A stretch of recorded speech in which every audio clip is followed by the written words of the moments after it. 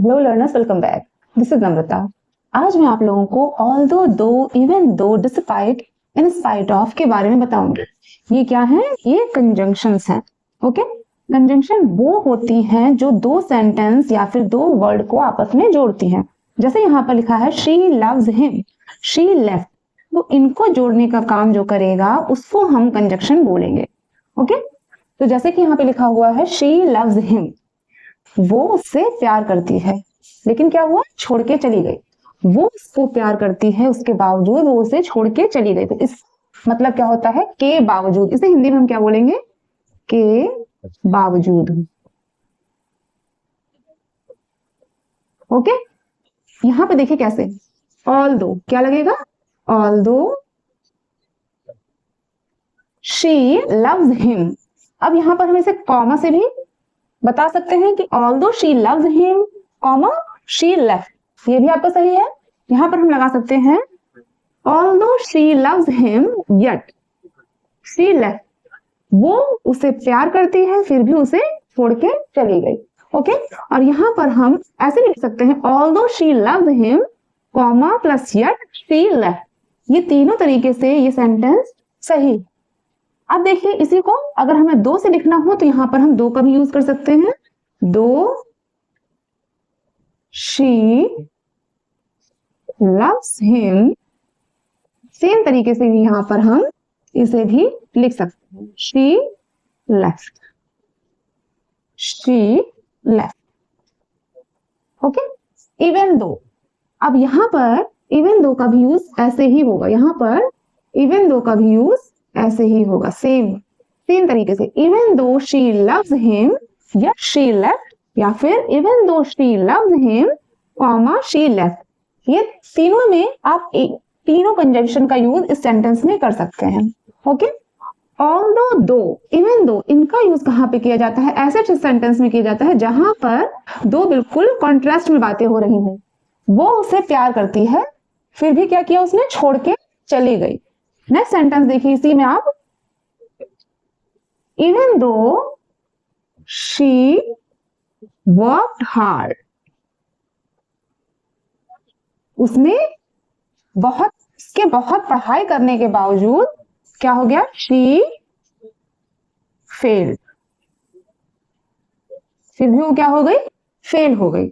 यहां पे इसको ऐसे भी लिख सकते हैं। अब मैं इन्हीं सेंटेंस में डिस्पाइट और इनस्पाइट ऑफ का यूज करके दिखाऊंगी। डिस्पाइट और इनस्पाइट में यहां पर थोड़ा सा चेंज हो जाएगा। क्यों? क्योंकि डिस्पाइट जो होता है, डिस्पाइट क्या लेता है? नाउन लेता है, नाउन लेता है प्लस जीरन लेता है।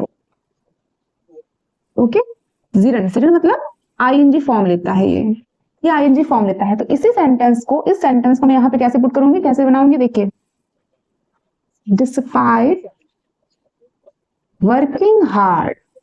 अब यहां पे वर्कड हार्ड की जगह क्या आ जाएगा? Working hard. Despite working hard she failed. Okay, देखिए इसको इंस्पाइट में भी ऐसे ही लिखेंगे, in spite of working hard, in spite of working hard she failed।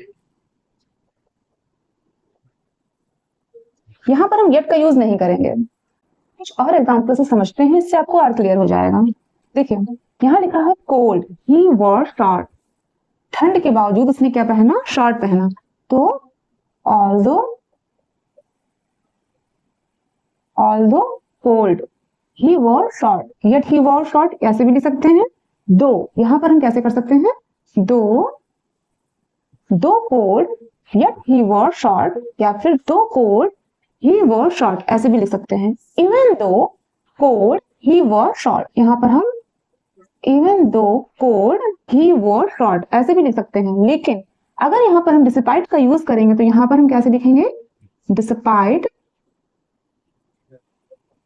Being cold. यहां पर हमको ऐसे सेंटेंस को चेंज करना पड़ेगा। यहां पर हम ऐसे नहीं लिख सकते डिस्पाइट कोल्ड, क्योंकि ये नाउन और जीरंड लेता है, तो हमें इसको जीरंड बनाने के लिए यहाँ पे बीइंग का यूज करना पड़ेगा। डिस्पाइट बीइंग कोल्ड ही वॉर शॉर्ट, उसने क्या पहन रखा है? शॉर्ट पहन रखा है। इन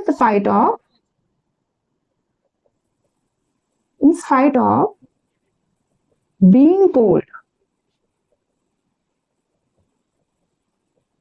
he wore short. इसी तरीके से देखिए टायर्ड, टायर्ड में दो tired he finish the work, इसको हम कैसे लिखेंगे? Despite being tired,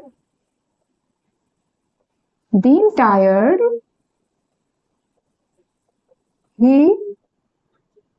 finished work. In spite of